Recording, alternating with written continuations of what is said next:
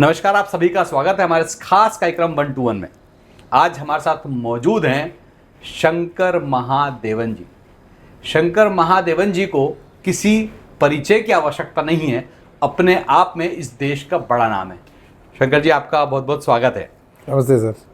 सबसे पहला सवाल आपसे, एक सॉफ्टवेयर इंजीनियर इतना बड़ा गायक कलाकार कैसे बन गया? तो कितना बड़ा हूँ वो तो मैंने जानता हूँ, लेकिन ऐसा है ना कि मैं इंजीनियरिंग कर तो रहा था, लेकिन एक दिल के अंदर एक तमन्ना होती है कि it's now or never, you know. सो जब मैं 25-26 साल का था, तभी मैंने अपने आप से एक सवाल पूछा कि क्या मुझे संगीत के दुनिया में जाना है। और मतलब मैं बाकी म्यूजिशियंस को देखता था कि बोलता था क्या इनका लाइफ क्या कमाल है, जो उनका मोस्ट फेवरेट चीज़ है कला, म्यूज़िक, उसमें सारा दिन डूबे रहते हैं। तो ऐसा मुझे पॉसिबल है क्या? और मैं एक मिडिल क्लास फैमिली से हूँ, तो इंजीनियरिंग भी कर रहा था, तो ये दुविधा में था। फिर one fine day I said, you know, I was working also on Oracle was the latest software, उसमें मैं काम कर रहा था। But I had to take a call. मैं अपने आप से अंदर ही एक प्रश्न पूछा कि क्या मुझे whole life I want to sit in front of a monitor और do I want to create music? तो मुझे जवाब मिल गया कि you know, it's I have to try it out, it's now or never. तो कोशिश तो की, बस अभी तक लगे हुए हैं। पर आपको रिस्क नहीं लगा कि आप एक सॉफ्टवेयर इंजीनियर हैं, आप सक्सेस होंगे नहीं होंगे? इतनी बड़ी इंडस्ट्री है। बहुत रिस्क है, बहुत डर भी लगा था। और उस वक्त मेरी शादी भी नहीं हुई थी, and I was going around with my wife, who is my wife now. Then हम लोग, बस हमारा रिश्ता भी पक्का हो रहा था, मतलब शादी होने वाली थी। At that time I had to take that decision, लेकिन उनका सपोर्ट बहुत स्ट्रांग था। उन्होंने मुझसे कहा कि मे बी मेरे ख्याल से इस दुनिया में शायद बहुत सारे लाखों इंजीनियर मिलेंगे, लेकिन मेरे ख्याल से एक ही शंकर महादेवन मिलेगा। So she supported me. मेरी मम्मी ने मुझे सपोर्ट किया, पूरे परिवार ने सपोर्ट किया, दोस्तों ने बहुत प्रोत्साहित किया। तो when you get support like that, वो डर जो है, बोला कि ट्राई कर ही लेते हैं, एट द मैक्स क्या होगा देखा जाएगा। ब्रीथलेस सॉन्ग होता है, उसके जन्मदाता है शंकर महादेव। ऐसा कहा जाता है कि सबसे पहले शुरुआत ही उसकी शंकर महादेवन ने करी। देखिए क्या है कि जब भी कोई चीज़ थोड़ा सा जो नॉर्मल जो चल रहा है उससे अलग हो, अच्छा हो, जिसमें सुर भी हो, शब्द भी हो, और एक सुनने वाले का अटेंशन बिल्कुल 15 सेकंड में कैप्चर कर सकता है, इस तरह का जब एक म्यूज़िकल पीस जब बनता है ना, तो वो शायद उसकी वजह से एकदम पॉपुलर हो गया। बस ये सब थैंक्स टू जावेद अख्तर साहब, जो मेरे साथ इस प्रोजेक्ट में, मैंने उनके साथ किया, उन्होंने मेरे साथ किया, और वो तो लेजेंड हैं, तो उनके साथ काम करने का मौका मिला। And this is a song that we created. We thought कि ये भी एक रिस्की है कि शायद ये होगा तो बहुत पॉपुलर होगा, या तो लोग बोलेंगे कि ये क्या है यार, ये रुक ही नहीं रहा है, तो चल ही रहा है, तो कुछ भी हो सकता था। But I think the whole idea is risk लेना बहुत इंपॉर्टेंट है, ताकि if you succeed it becomes a big success. Shankar Mahadevan एक शादी में जाते हैं, उनका एक फैन वो ब्रीथलेस सॉन्ग गाता है।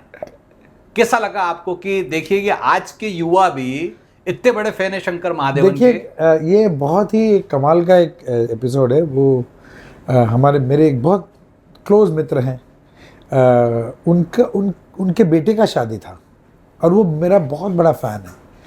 तो जब मैं ऐसे बस गा रहा था उधर, तो सब लोग डांस कर रहे थे, एंजॉय कर रहे थे।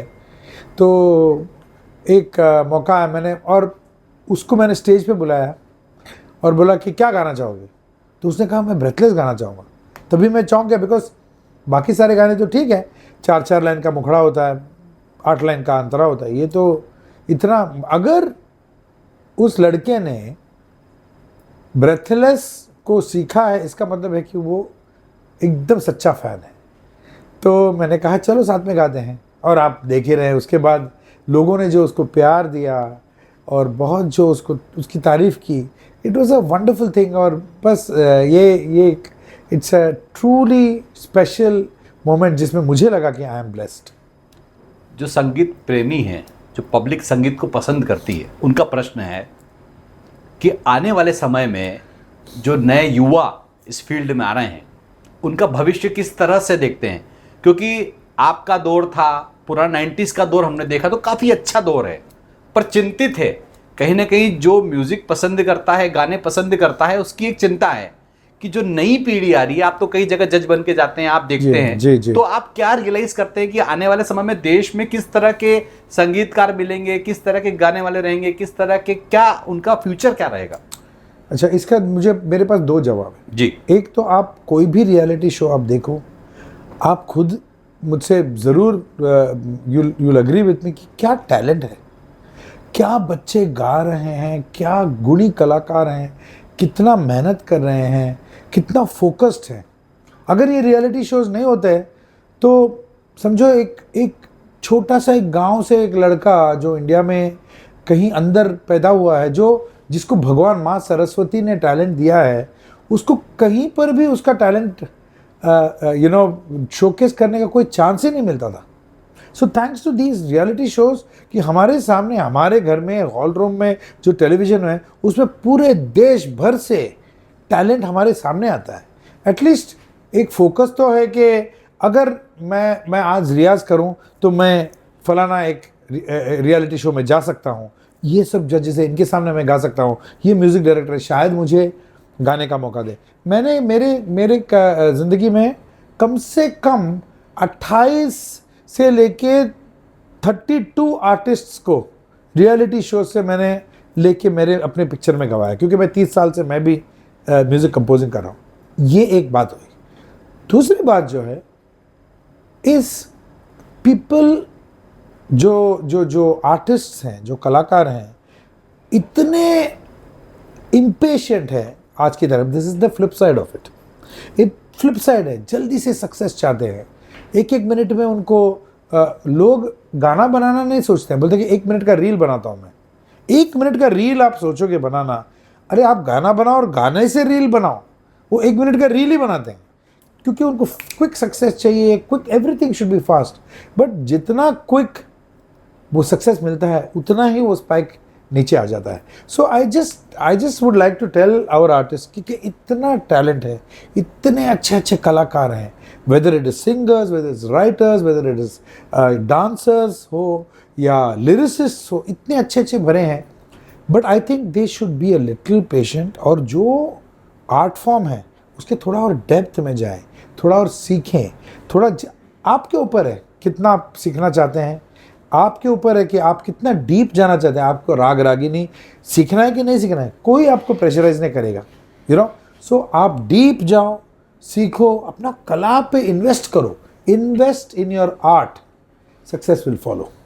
आप खुद भी एक क्लास चलाते हैं, कई लोग आते हैं, देश में कई लोग चाहते हैं कि हम शंकर महादेवन जी से गाना सीखें, उनकी क्लास में जाएं, उनकी एकेडमी में जाएं। क्या कहती है आपकी एकेडमी? किस तरह के लोग आते हैं, किस तरह लोग आए शंकर महादेवन जी के पास? लोगों के पास कला है पर प्लेटफॉर्म नहीं है, बड़ा प्रॉब्लम है इस देश में। ये जो आपने सवाल पूछा ना, वही सवाल मेरे मन में भी था 15 साल पहले कि एक बच्चा अगर सीखना चाहता है तो कहाँ जाके सीखें। आप जानते हो कि हमारे देश में इतना संगीत है, हर मौके के लिए संगीत है। बच्चा पैदा होता है तो संगीत है, कोई मरता है तो संगीत है, एंगेजमेंट है तो संगीत है, शादी है तो संगीत है, फसल कट रही तो संगीत है, हर चीज़ के लिए संगीत है। लेकिन ये सीखे कहाँ है एक वर्ल्ड क्लास एकेडमी हमारे देश में? बताइए आप, कहीं पर भी नहीं मिलेगा। छोटे क्लासेस हैं, जो लोग टीचर्स हैं, इतने टैलेंटेड टीचर्स हैं, सीखे हुए टीचर्स हैं, लेकिन छोटे मात्रा में चलाते हैं। वर्ल्ड क्लास एक एकेडमी कुछ नहीं है। ये मेरे दिमाग में आया, मैं said I have to open an academy which will give back to the society, और हम लोग अपना जो शास्त्रीय संगीत है वो लोगों को सिखाएंगे। और मैं इंजीनियर हूँ, तो मैं जानता था the future of education is the internet, everything. अभी देखिए वर्क फ्रॉम होम हो गया सब जगह, अभी जो इंटरव्यू कर रहे हैं ये भी उसके लिए है। तो I open the first biggest music academy online, मैंने 15 स्टूडेंट्स के साथ शुरू किया था मेरा जर्नी। 15 स्टूडेंट्स, उसमें से 7-8 तो मेरी जान पहचान वालों के बच्चे थे कि यार ये कोशिश करते हैं, मैंने ये डेवलप किया है। मेरा एक दोस्त है श्रीधर रंगनाथन, वो he is a take genius. हम दोनों ने मिलकर ये प्लेटफॉर्म बनाया 15 साल पहले। उसके बाद to cut a long story short, 15 साल बाद अभी we are in 92 countries. 92 countries से हमारे पास स्टूडेंट्स हैं। ये केवल एक एकेडमी है जो 24/7 चालू रहता है, obviously because of time zones. 100 से भी ज़्यादा हमारे पास टीचर्स हैं, स्टूडेंट्स हैं, असेसमेंट्स है, एग्ज़ाम्स है, सब कुछ है। तो it's one thing that I am really really proud of, और अभी इसको और भी बढ़ाना है। तो ये मेरा एक ड्रीम है, और बस आप लोगों जैसे मीडिया का आशीर्वाद से लोग देखेंगे और एनरोल करेंगे। वेरी सिंपल, www.shankarmahadevanacademy.com, सिंपल है, बाकी सब ऑटोमेटिक आ जाता है।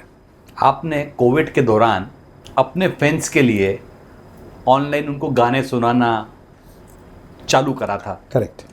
कोविड तो खत्म हो गया, हाँ, पर फैंस को वो आदत लग गई है कि हम शंकर महादेवन को उस रूप में देखा करते थे। Correct. अब कब देखेंगे? आपने वो बहुत दौर अच्छा वो दौर अलग था, आज दौर अलग है। पर वो कोविड और शंकर महादेवन बहुत डिफरेंट है। कोविड तो एक समय था, बुरा समय था, चलेगा, पर शंकर महादेवन है, थे, रहेंगे। आप विश्वास नहीं करोगे सर कि मेरे दिमाग में ये अभी भी ये बात आया कि ये एक, मैं इंस्टाग्राम लाइव करता था जहाँ पर लोगों के साथ चैट करता था, उनके साथ उनका जो फरमाइश है वो लेता था, बोलते कि यार 2 लाइन ये गा दो, 2 लाइन वो गा दो, तो मैं उनके लिए गाता था। उनके साथ एक टाइम बीता था, 1-on-1 with all the fans, जो लाखों में लोग इनरोल होते थे उस टाइम पे।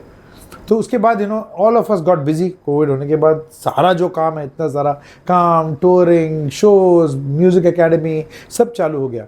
तो मेरे दिमाग में अभी आया है कि मैं फिर से वो शुरू करूँगा, और एक स्ट्रक्चर्ड वे में करूँगा। तभी तो कोविड में हम लोग घर में बैठे रहते थे। तो अभी एक प्लेटफॉर्म भी मैं शुरू कर रहा हूँ जिसमें नॉन फिल्म म्यूज़िक के लिए हम लोग इंकरेजमेंट देंगे। बहुत सारे आर्टिस्ट उस प्लेटफॉर्म में जुड़े हुए हैं, आप जल्दी ही उसके बारे में आपको सुनाई देगा। बहुत सारे आर्टिस्ट वो प्लेटफॉर्म में हैं। नए आर्टिस्ट को हम लोग उसमें प्रोत्साहित करेंगे, जिसमें बहुत सारा interaction with our fans, with people who love our music, ये बहुत कुछ होगा। सो बहुत सारे चीज़ें हैं प्लान दिमाग में। शंकर महादेवन अपने आप में एक सक्सेसफुल इंसान है, उन्हें पहचान की ज़रूरत अब हिंदुस्तान में नहीं है। पर क्या कभी आपको ऐसा लगता है कि कोई चीज़ जो आप करना चाह रहे थे वो आज भी नहीं कर पाए, तो भविष्य में करना चाहता हूँ मैं? देखिए, मुझे हमेशा एक ही फीलिंग आता रहता है कि अंग्रेजी में कहावत है, I have not even scratch the surface. मुझे हमेशा यही फीलिंग आता है कि ये तो मेरा जर्नी तो अभी तक शुरू भी नहीं हुआ है। सो इस एहसास के साथ अगर हम रहें, और हमेशा ऐसा रहें कि हम सोचते रहें कि I am a student forever, I am never going to feel that I have arrived, मैं सक्सेसफुल इंसान हूँ, मैं बहुत ऊंचाई पे पहुँच गया, बिल्कुल नहीं। आई ऑलवेज फील कि मुझे सीखना है और बहुत कुछ सीखना है, क्योंकि संगीत जो है एक समंदर है, there is no end to it. कभी कभी रियाज़ करते वक्त खुद ही मैं सोचता हूँ यार ये क्या, I got a long way to go, ये मेरे दिमाग में आता है, और मैं सच बोल रहा हूँ। तो as an artist, as a student, I want to always be learning forever. आखिरी बात आपकी होगी आपके फैंस के लिए। आपने कई गाने गाए होंगे, कई गाने आपको पसंद होंगे, आपका भी होगा, आप जिसे चाहते होंगे उसका भी गाना होगा। वो 4 लाइन जो दिल से आज भी शंकर महादेवन जी को बहुत पसंद है। देखिए, ये जो सारे गाने सारे ले शंकर, एक चॉइस, हाँ, एक कोई ऐसा गाना जो दिल से एक सा लगता है कि यार मैं उस जीवन में उस गाने को हर पल याद करता हूँ, समय याद करता हूँ, एक इमोशनल टच है मेरा उससे, मैं वो गाना सुनना चाहता हूँ। हर पल याद करने वाला गाना यही है कि हर पल यहाँ जी भर जियो, जो है समा कल हो न हो, हर घड़ी बदल रही है रूप जिंदगी, छाँव है कहीं कहीं है धूप जिंदगी, हर पल यहाँ जी भर जियो, जो है समा कल हो ना हो। बहुत ही अच्छा।